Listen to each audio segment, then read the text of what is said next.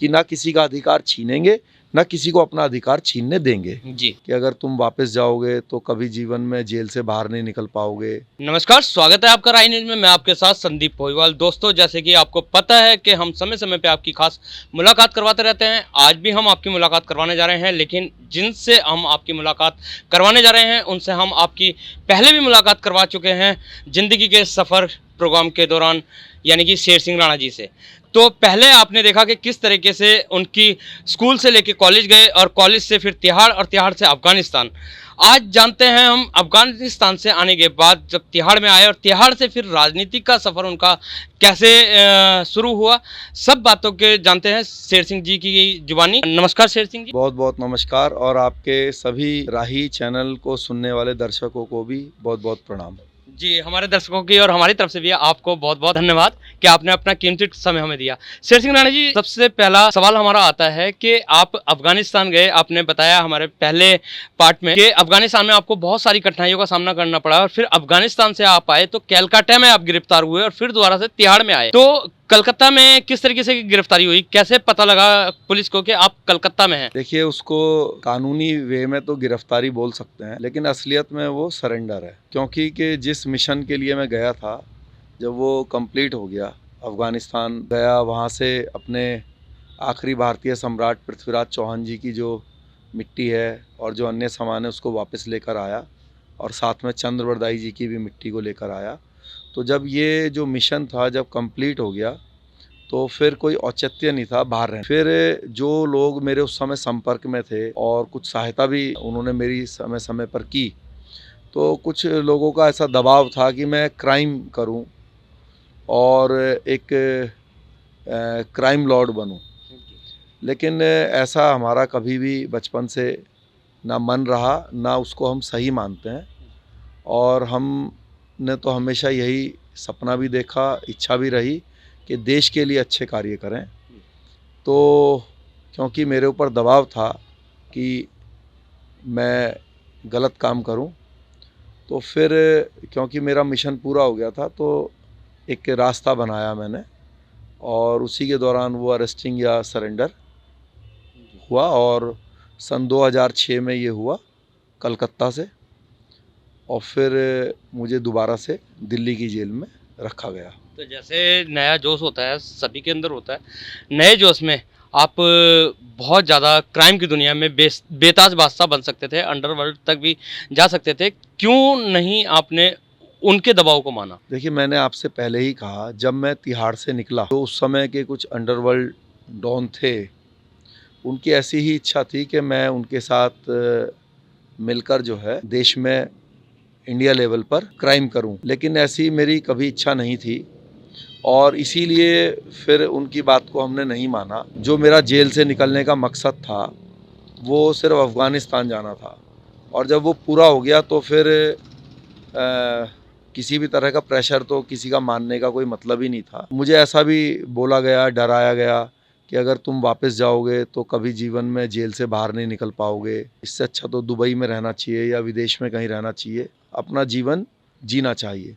लेकिन वो जीवन मुझे कभी पसंद नहीं था, ना पसंद है। और ये एक बहुत बड़ा उदाहरण मैं आपको दूंगा कि जब मैं जेल से छूट के आया सन 2016 में, तो उससे पहले भी कुछ जो न्यूज़पेपर हैं या आप मीडिया चैनल के लोग हैं, वो मेरे को जो है गैंगस्टर और ये सब संबोधन कर दिया करते थे।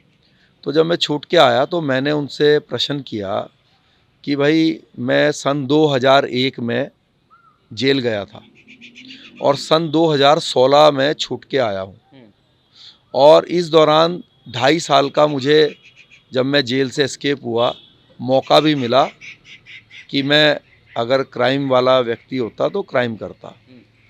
तो आपकी कलम ने इन 15-16 सालों में क्या कभी ये लिखा कि शेर सिंह राणा ने पूरे हिंदुस्तान में किसी से पैसे मांगे हो, किसी से बदमाशी करी हो, किसी के साथ कोई गलत बिहेवियर या गलत बर्ताव किया हो? तो वो बोले नहीं किया। और मुझे लगता है, जो मुझे याद है, शायद आप भी एक पत्रकार के रूप में उस समय मेरे पास शायद आए थे, तो ये क्वेश्चन सभी पत्रकार भाइयों से मैंने पूछा था और उसके बाद जब उन्होंने अगले दिन खबर छापी तो फिर वो शब्द मेरे नाम से हटाया। मैंने कहा कि आप कितने दिन तक किसी व्यक्ति को चेक करोगे कि ये क्राइम वाला है या नहीं है।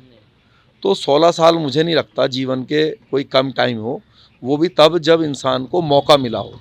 ऐसा नहीं है कि मुझे मौका नहीं मिला गलत काम करने का, और आज भी मुझे करीब 7 साल जेल से बाहर हो गए।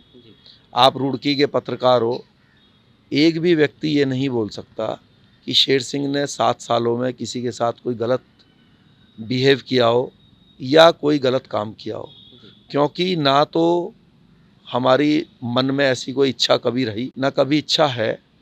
अपने मन में सिर्फ एक ही इच्छा है कि कैसे देश का और कैसे अपने समाज का और अपने सर्व समाज का हम भला करें, और ईश्वर से हम यही प्रार्थना करते हैं कि हमें वो रास्ते पर लेकर जाए जो जब हम इस दुनिया से जाएं तो लोग ये कहें कि अच्छा इंसान था, अच्छे काम करके लोगों के लिए गया है। चल रही है शेर सिंह जी आपके सफ़र की। कलकत्ता में आप सरेंडर या गिरफ्तार हुए, फिर दोबारा से तिहाड़ में आए।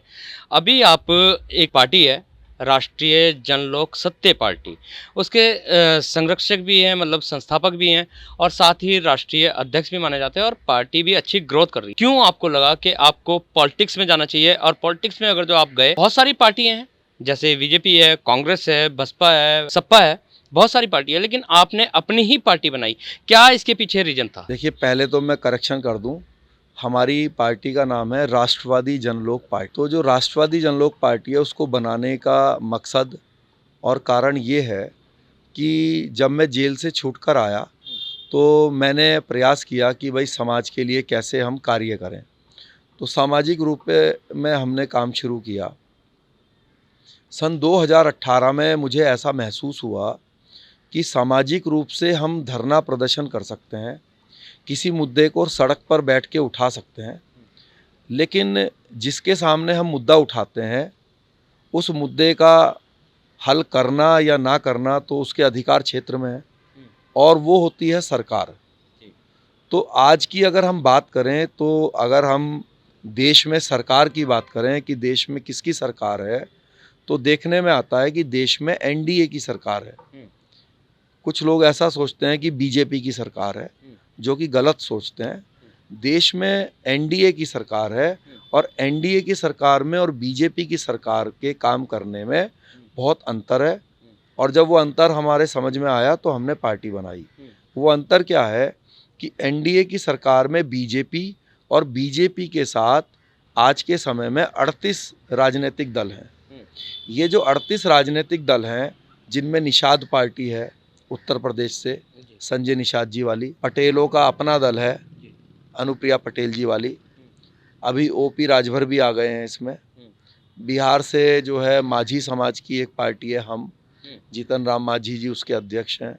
ऐसे ही पहले उसमें वीआईपी पार्टी थी जो हमारे मल्ला समाज के भाइयों की पार्टी थी। उपेंद्र कुशवाहा जी की आरएलएसपी है उसमें, और रामविलास पासवान जी लोक जनशक्ति पार्टी है उसमें, और मराठाओं की पार्टी है उसके अंदर।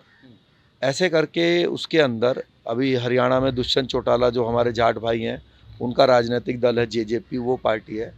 कहने का मतलब ये है कि बीजेपी के साथ 38 अलग अलग जाति, अलग अलग समूह, अलग अलग क्षेत्र के लोगों ने जो राजनीतिक दल बनाए हुए हैं, उनको मिलाकर एनडीए की सरकार जो है बनी हुई है। मोदी जी उसके प्रधानमंत्री। इससे पहले भी देश में यूपीए की सरकार थी, कांग्रेस की सरकार नहीं थी।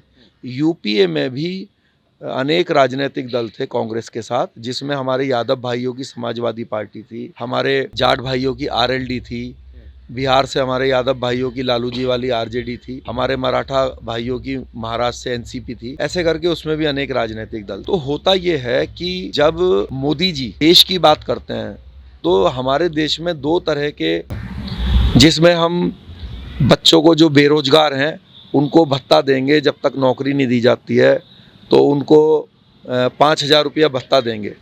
तो उस समय क्या होता है कि ये जो जाति और क्षेत्र के हिसाब से जो राजनीतिक दल इनके सहयोगी हैं, ये इनके ऊपर दबाव बना देते हैं कि आप 5,000 मेरे समाज के बच्चों को दीजिए, 10,000 मेरे समाज को दीजिए, 20,000 मेरे समाज को दीजिए, तो उसका परिणाम ये होता है कि जो क्षत्रिय समाज है या जो स्वर्ण जाति के लोग हैं, क्योंकि देश में उनका कोई राजनीतिक दल नहीं है, तो उसमें क्योंकि सारी चीज़ मोदी जी से वही 38 पार्टियों के जो समूह हैं वो ले लेते हैं, और वो ये धमकी भी देते हैं कि हमने आपका हर मुद्दे पर समर्थन किया, अगर आपने हमारी ये बात नहीं मानी तो हम आपसे एनडीए से समर्थन वापस ले लेंगे।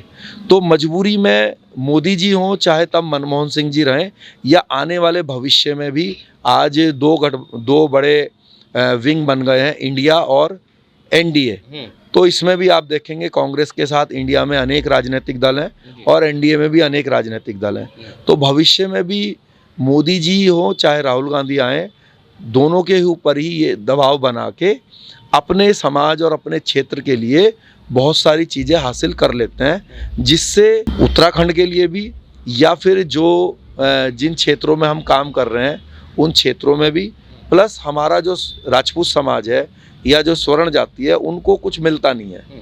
तो हम भी वहाँ पर उन एनडीए में या इंडिया में वहाँ पर उनके साथ बैठना चाहते हैं एज ए राजनीतिक दल, जिससे कि जब मोदी जी कहें कि हमें मून मिशन भेजना है तो हम कहें भेजिए मोदी जी, जब मोदी जी कहें सर्जिकल स्ट्राइक करनी है तो हम कहें करिए मोदी जी, जब कहें मंदिर बनाना है तो आप बनाइए मंदिर, जब कहें कि हमें फाइटर जेट खरीदने हैं तो खरीदिए, सड़क बनानी है तो बनाइए।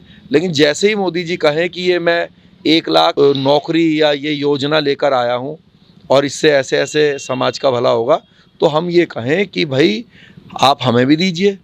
और अपने जो वहाँ पर जो दूसरे राजनीतिक दल बने हैं जो ये कहते हैं कि हम दलितों की आवाज़ उठाते हैं, हम पिछड़ों की आवाज़ उठाते हैं, तो हम वहाँ पर बैठकर ये कहें कि हमारे दोस्तों आप अपने समाज के लीजिए और हमें भी लेने दीजिए। हमारा नारा है कि ना किसी का अधिकार छीनेंगे, ना किसी को अपना अधिकार छीनने देंगे। हमने ये जो राजनीतिक दल बनाया है ये इसलिए बनाया है कि 36 बिरादरी में किसी के भी साथ अन्याय ना हो। आज के समय में ये देखने को आ रहा है कि आए दिन अनेक कानून जो है उल्टे सीधे स्वर्णों के खिलाफ भी बन जाते हैं।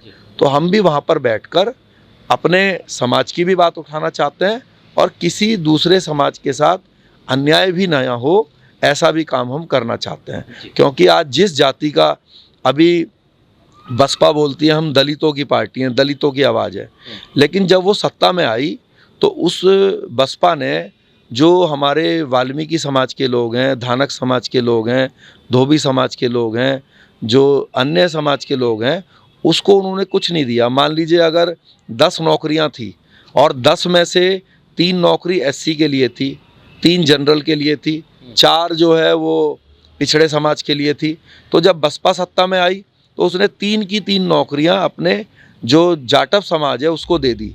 तो हमारे वाल्मीकि भाई को, धोबी भाई को, धानक भाई को तो कुछ मिला नहीं। ऐसे ही जब पिछड़ों की राजनीति करने वाली मुलायम सिंह जी की सरकार आई तो उन्होंने 4 की 4 नौकरी अपने सिर्फ यादव भाइयों को दे दी। तो जो हमारा कश्यप भाई है, जो हमारा जो दूसरे समाज के जो सैनी भाई हैं, जो पिछड़े वर्ग में आते हैं, उनको तो कुछ मिला नहीं। तो हमारा ये कहना है कि राष्ट्रवादी जनलोक पार्टी या शेर सिंह राणा सत्ता में आता है तो क्या वो जो हमारे एससी समाज के भाई के लिए जो योजना या नौकरी है, क्या चाह कर भी शेर सिंह राणा वो नौकरी किसी राजपूत को दे सकता है? उन 3 में से नहीं दे सकता। क्या पिछड़े समाज के लिए जो योजना या नौकरी है, क्या शेर सिंह राणा उनमें से किसी राजपूत या ब्राह्मण को दे सकता है? उसका आंसर भी नहीं है। यानी कि अगर राष्ट्रवादी जनलोक पार्टी सत्ता में आती है तो चाह कर भी, अगर गलत भी सोचे, चाह कर भी किसी एससी समाज के भाई का या पिछड़े समाज के भाई का तो अधिकार नहीं ले सकती। तो हम जो बंटवारा करेंगे, क्योंकि हमारे लिए सब समान है, तो जो हम बंटवारा करेंगे वो बसपा या जो पिछड़े समाज की राजनीति करने वाले हैं उनसे बहुत अच्छा बंटवारा, क्योंकि हम एक नौकरी जो है अपने वाल्मीकि भाई को देंगे, एक धानक भाई को देंगे और एक जाटव भाई को देंगे। ऐसे ही पिछड़े समाज में एक नौकरी जो है कश्यप भाई को देंगे, एक नौकरी सैनी भाई को देंगे, एक यादव भाई को देंगे, एक जो है बिंद भाई को देंगे। तो हम जो बंटवारा करेंगे, क्योंकि हम उनकी प्लेट का लड्डू नहीं खा सकते, तो हम बंटवारा सही करेंगे। जबकि वो जो पिछड़े या दलित की राजनीति करते हैं, वो कहते तो हम पिछड़ों की राजनीति है, लेकिन यादव यादव की राजनीति कर रहा है, जाट जाट की राजनीति कर रहा है, कुशवाहा कुशवाहा की राजनीति कर रहा है। लेकिन स्वर्णों की ये पार्टी, राजपूतों की ये पार्टी न्याय करेगी। और हमारा नारा भी है कि ना किसी का अधिकार छीनेंगे, ना किसी को अपना अधिकार छीनने देंगे। जी, लेकिन अगर जो इंडिया में या एनडीए में आपका विलय हो जाता है तो कहीं ना कहीं दबाव तो आपके ऊपर रहेगा। तो किस तरीके से न्याय कर पाएंगे आप दलितों के साथ या स्वर्णों के साथ या राजपूतों के साथ? विलय का तो कभी कोई संभावना ही नहीं है, गठबंधन की संभावना है। मान लीजिए हम इंडिया गठबंधन में जाते हैं या फिर एनडीए गठबंधन में जाते हैं, तो हम उनके सहयोगी दल हैं, हम उनके गुलाम या नौकर नहीं हैं। हमारा अपना एजेंडा है, हमारा मैनिफेस्टो है। जो हमारे मैनिफेस्टो पर स्वीकारता करेगा, जो हमारे मुद्दों पर गठबंधन नियमों के अनुसार सीट तो आपको भी देगी और आप वो सीट जीत जाते हैं तो कहीं ना कहीं दबाव नहीं बनेगा कि हम वापस ले लेंगे गठबंधन? नहीं नहीं, दबाव तो उनके ऊपर बनेगा कि हम गठबंधन वापस ले लेंगे। ये जो 38 पार्टियां हैं, बीजेपी इनके ऊपर दबाव नहीं डालती कि हम आपको सीट नहीं देंगे। ये बीजेपी के ऊपर दबाव डालते हैं कि हम एनडीए से समर्थन वापस ले लेंगे अगर आपने हमारे समाज या हमारे वर्ग या हमारे क्षेत्र के लिए ऐसा ऐसा नहीं किया। अभी आपके सामने है जो ओपी राजभर जी हैं, उनकी पार्टी का गठबंधन हुआ है अभी 1 महीना पहले भारतीय जनता पार्टी के साथ उत्तर प्रदेश में। तो उन्होंने जो राजभर समाज है वो पहले ओबीसी में आता था। तो बीजेपी को जब उन्होंने गठबंधन किया तो इस शर्त पे किया कि आप राजभर समाज को एसटी में करेंगे, एससी में भी नहीं, एसटी में, जो कि सबसे अच्छा आरक्षण माना जाता है। तो उन्होंने उनकी बात मान ली तो गठबंधन हो गया। और फाइल जो है वो केंद्र में भेजी हुई है कि भाई एसटी में राजभर समाज को किया जाए। तो इन्होंने अपने समाज का फायदा करवा दिया। तो ऐसे ही हम जब वहाँ पर बैठेंगे तो हमारा प्रयास होगा कि देश के हर उस काम में हम हामी भरें जो देश के लिए ज़रूरी है। और जब योजना बने, क्योंकि देश का दुर्भाग्य बोल लीजिए या कुछ भी बोल लीजिए, यहाँ पर जो योजनाएं बनती हैं देश में, वो बनती हैं जाति के आधार। तो जो जिस जाति का झंडा है वो अपनी योजनाओं का ज़्यादा लाभ ले लेता है, दूसरों को उसका लाभ नहीं मिलता है। लेकिन जहाँ तक हम देखते हैं और हम आपको सुनते भी हैं, आप मंच पे जब भाषण करते हैं, आपकी विशेष जाति का कोई भी एजेंडा नहीं नज़र आता है। वहाँ पे सर्व समाज आपकी पार्टी में सक्रिय मिलता है। देखिए, सर्व समाज हमारे साथ इसलिए है कि हमारे दलित समाज के भाइयों को हमारे से बहुत भारी संख्या में दलित भाई जुड़े हुए हैं, पिछड़े समाज के भाई भी जुड़े हुए हैं। और वो इसीलिए जुड़े हुए हैं क्योंकि जो पॉइंट मैंने आपके सामने रखा, वो लोग भी भली भांति इस बात को समझते हैं कि हमारा अधिकार हमें वो देगा, वो पार्टी देगी जो हमारी प्लेट का लड्डू नहीं खा सकता, जो हमारा अधिकार चाह कर भी नहीं छीन सकता। कल हरियाणा कैथल में एक बहुत बड़ा आंदोलन एससी समाज का था, जिसको हमने भारी समर्थन दिया है। उनका ये कहना था कि जो एससी समाज में जो अलग अलग जातियां हैं, उसमें जो सारी की सारी नौकरी और योजना है वो एक ही जाति खा लेती है, जाटव समाज। तो उनका जो वाल्मीकि हैं, जो धोबी हैं, जो दानक हैं, उसमें 40-50 जातियों के लोग हैं। उनकी ये मांग है और हरियाणा में वो कई दिनों से आंदोलन कर रहे हैं, यात्राएं कर रहे हैं, और कल उनका समापन था कैथल में। तो उनकी मांग ये है कि हमें जो आरक्षण है, मान लीजिए 20% है, तो 10% में अकेले जाटव कर दिए जाएं और 10% में हम सब लोग कर दिए जाएं, जिससे कि कम से कम 10% तो कुछ मिले हमें। अभी तो ये हो रहा है कि अगर 100 नौकरी एससी समाज के लिए आ रही है तो 99 जो है वो सिर्फ एक ही जाति एससी समाज के नाम पर उसको कब्जा करके रखी है। ऐसे ही पिछड़े समाज की जो योजना और नौकरी आ रही हैं, उस पर सिर्फ 1 या 2 जातियों का ही वर्चस्व है। अगर आप उत्तर प्रदेश में देखेंगे तो सारी की सारी नौकरियों पे 90% नौकरियों पे सिर्फ यादव भाई कब्जा कर लेते हैं। ऐसे बिहार में भी और हरियाणा में भी हमारे जाट भाइयों का वर्चस्व है। तो हम जब सत्ता में आएंगे, क्योंकि हमारे लिए तो यादव भाई भी वैसे है, कश्यप भाई भी ऐसे ही है, सैनी भाई भी ऐसे ही है, तो हम बंटवारा करेंगे सही कि भाई एक सैनी भाई को दो, एक कश्यप भाई को दो, एक यादव भाई को दो, ऐसे ही एक वाल्मीकि भाई को दो, एक जाटव भाई को दो, एक धोबी भाई को दो। तो इसीलिए पिछड़े समाज के लोग और जो एससी समाज के भाई हैं वो भारी संख्या में राष्ट्रवादी जनलोक पार्टी से इस एजेंडे के साथ जुड़ रहे हैं कि ये हमारे अधिकारों की रक्षा करेंगे। अगर तो बात अन्य पार्टी के जो पॉलिटिकल बड़े बड़े नेता हैं, आपकी इस बात का खंडन कर रहे हैं, क्योंकि जो आप बता रहे हैं वो कहीं ना कहीं समाज हित में है, पर लेकिन जैसे आपकी नई पार्टी है तो बहुत ज़्यादा आपको वहाँ पे भी उतार चढ़ाव का सामना करना पड़ रहा होगा। देखिए, कोई भी जो योजना है, हम तो किसी योजना का विरोध नहीं करते।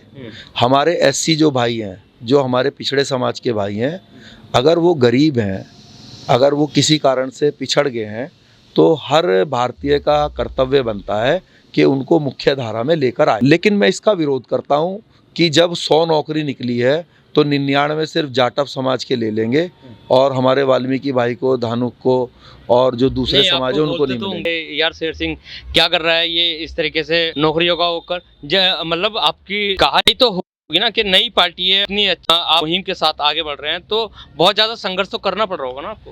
नहीं, देखिए, राजनीतिक दल बनाना तो संघर्ष का मतलब समझिए धरती पर सबसे बड़ा संघर्ष है।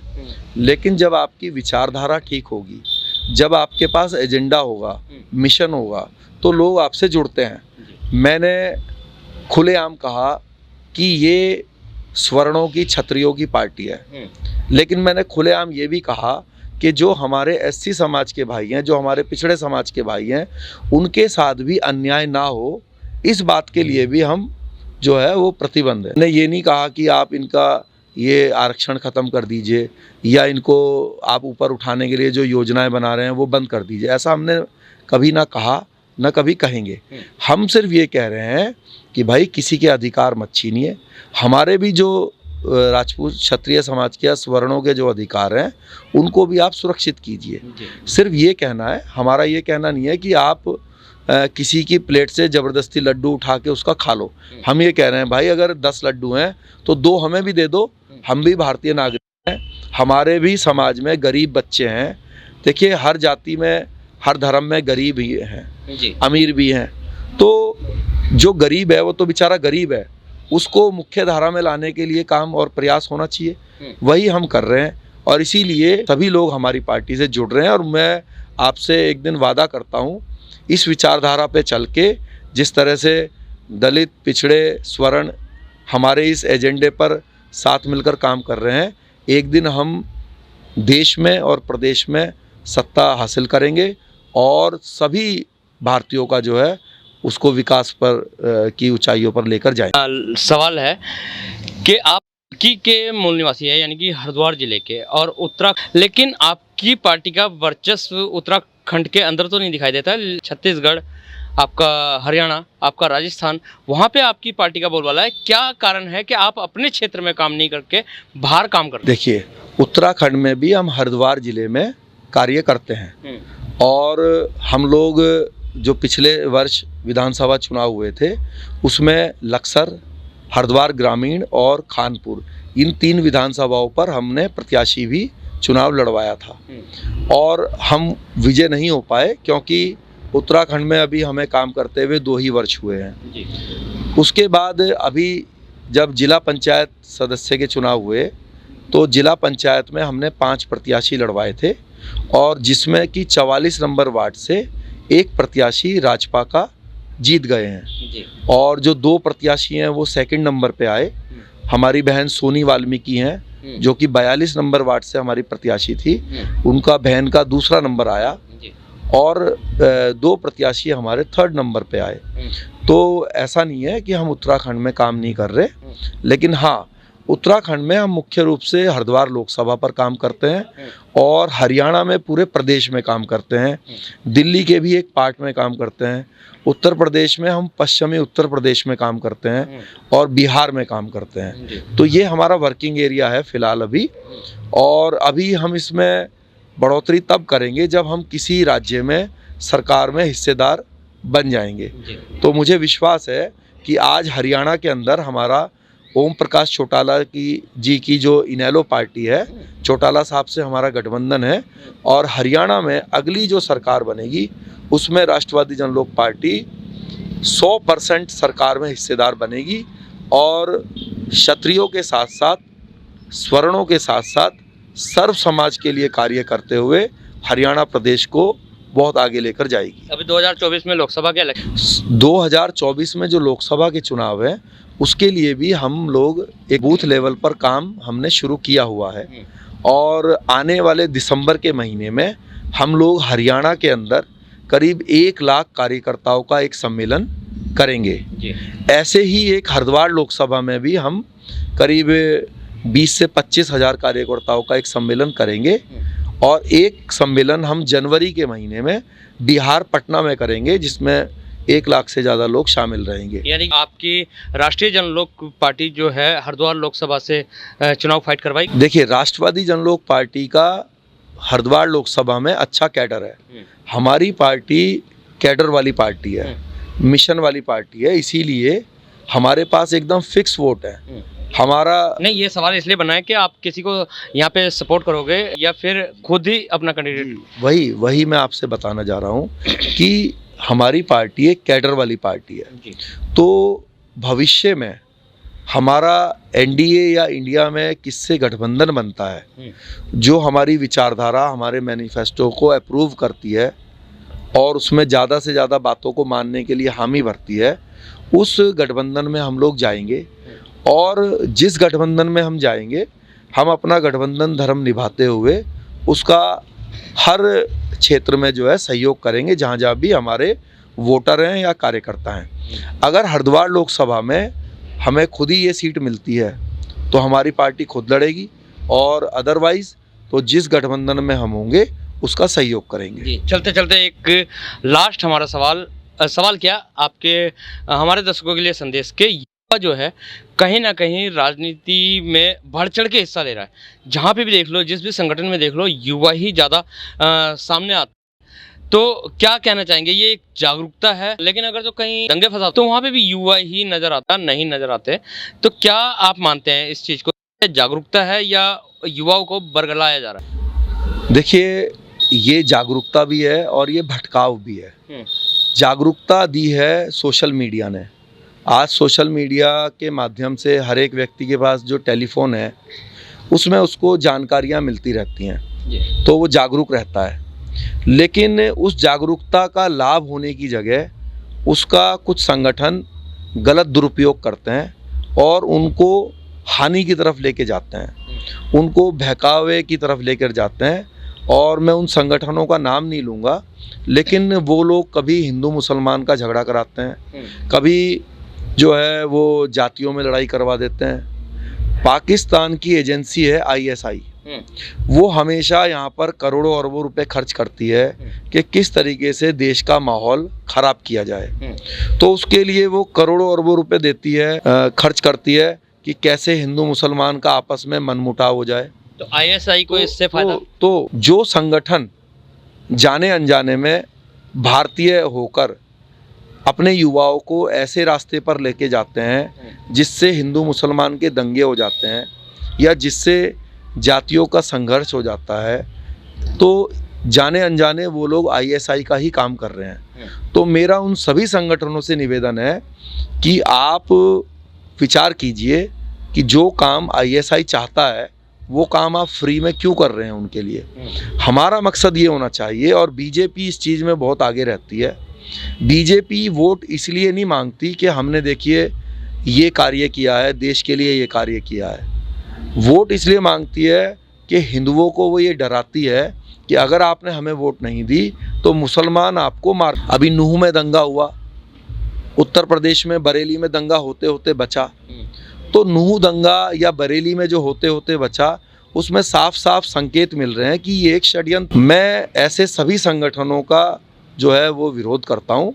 हाँ, अगर वो देश की बात करेंगे, सनातन धर्म की बात करें जिस चीज़ के लिए वो बने हैं, या कोई जो हमारे मुसलमान भाइयों का संगठन बना है तो वो अपने धर्म की बात करे। अगर किसी ने राजनीतिक करनी है तो राजनीतिक पार्टी बनाए, और भारत का कैसे विकास होगा यहाँ पे रहने वाले हर जाति हर वर्ग का कैसे कल्याण होगा उस पर काम करे, उस पर बात करे। ऐसा थोड़ी ना है कि शेर सिंह आ जाएगा तो भाई मुसलमान डर के रहें, और वो आ जाएगा तो फिर हिंदू डर के रहें। ये तो कोई ना राजनीति हुई, ना इससे देश तरक्की करेगा। और पाकिस्तान के फेलियर का यही कारण है, क्योंकि वहाँ पे इस तरह की प्रॉब्लम रही हैं। तो मैं नहीं चाहता और राजपा भी नहीं चाहती कि भारत में ये दंगा फसाद वाली जो है माहौल बने। आज जो गुड़गांव है वो हमारे भारत का एक तरीके से मल्टीनेशनल कंपनीज़ का हब है। अगर वहाँ पर हम डर का माहौल पैदा कर देंगे तो आप बताइए, मल्टीनेशनल कंपनियां तो इन्वेस्टमेंट करने से डरने लगेंगी, और अगर डरने लगेगी तो यहाँ पर बेरोजगारी आएगी, देश का इन्वेस्टमेंट दूसरी जगह पे लगेगा, तो यहाँ पर जो है देश पिछड़ेगा। यही तो कारण है आज पाकिस्तान में क्यों पैसे नहीं कोई इन्वेस्ट करता। इसलिए नहीं करता कि कब वहाँ बम फूट जाए, कब वहाँ दंगे हो जाएं, कुछ माहौल का मालूम नहीं है। तो देश की तरक्की के लिए सबसे ज़रूरी होता है कि देश में माहौल अच्छा हो।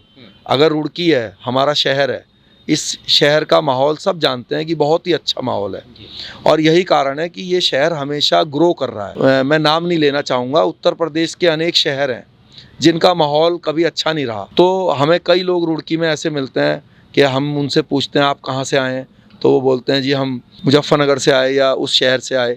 तो पूछते हैं क्यों, वो कहते हैं जी माहौल ठीक नहीं है। तो जिस शहर में या जिस राज्य में या जिस देश में माहौल अच्छा होता है वहाँ पे इन्वेस्टमेंट आता है, वहाँ की पब्लिक खुशहाल रहती है, आगे बढ़ती है। चाहे हिंदू हो, चाहे मुसलमान हो, चाहे सिख हो, चाहे ईसाई हो, हर धर्म में, हर जाति में, चाहे राजपूत हो, चाहे गुजर हो, चाहे जाट हो, चाहे यादव हो, चाहे दलित हो, हर जाति में, हर वर्ग में, हर धर्म में कुछ 0.1% खुराफाती लोग होते हैं। अगर हम उन खुराफाती लोगों से बचाव कर लेंगे तो देश को कभी हानि नहीं होगी।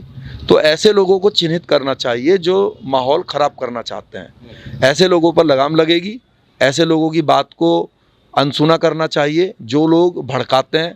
आजकल सोशल मीडिया का ज़माना है, तो फेसबुक पर आकर, सोशल मीडिया पे आके कोई भी उलझुल बात कर देता है, कोई लॉजिक नहीं होता, कभी कभी झूठ बात भी बोल देते हैं। तो कानून को भी अपना काम करना चाहिए, और मैं सभी युवाओं से निवेदन करूँगा कि आप सिर्फ अपने निजी तरक्की के लिए अगर काम कर लें तो देश की तरक्की खुद ब खुद हो जाएगी। तो मेरा निवेदन है कि आप ज़्यादा चिंता देश की मत कीजिए, वो राजनीतिक दल जो सरकार है उसको कर लेने दीजिए। आप सड़कों पे अपना समय मत बर्बाद कीजिए। अगर कोई संगठन आपसे ये कहता है कि मोटरसाइकिल चलो और वहाँ जाके लाठी डंडे चलाएंगे, तो उसको कहो कि मुझे आप पुलिस की वर्दी दो, तब मैं सुरक्षा करूँगा, लाठी डंडे भी चलाऊँगा। लेकिन बिना वर्दी के अगर मैंने लाठी डंडे तुम्हारे संगठन के कहने पर चलाए तो तुम ही मेरे ऊपर मुकदमे लगा दोगे। अभी वो बिट्टू बजरंगी है, उसको जेल में डाल दिया, तो किसी ने किया उसका बचाव? सबने उसको पीछे छोड़ दिया। हम यही कहेंगे कि आप सब युवा सब समझदार हैं, देश की तरक्की खुद ब खुद हो जाएगी अगर आप कोई पढ़ाई लिखाई में, व्यापार में, खेल में, किसी भी प्रकार से कोई अपने लिए कोई कार्य करोगे, वो देश के लिए खुद ब खुद योगदान हो साबित होगा। जी, बहुत बहुत धन्यवाद हमारे चैनल में जुड़ने के लिए। तो सुना आपने, ये थे हमारे साथ शेर सिंह राणा जी, जिनका साफ लफ्ज़ों में कहना है खास तौर से युवाओं के लिए कि आप अपनी तरक्की करो और अपने आप को मजबूत करो, तो देश की तरक्की और देश की मजबूती खुद पे खुद हो जाएगी। तो इसी के साथ बने रहिए, राय न्यूज़ में मिलवाते रहेंगे इसी तरीके के खास शख्सों के साथ। जब तक के लिए दीजिए इजाज़त। जय हिंद, जय भारत, जय उत्तराखंड।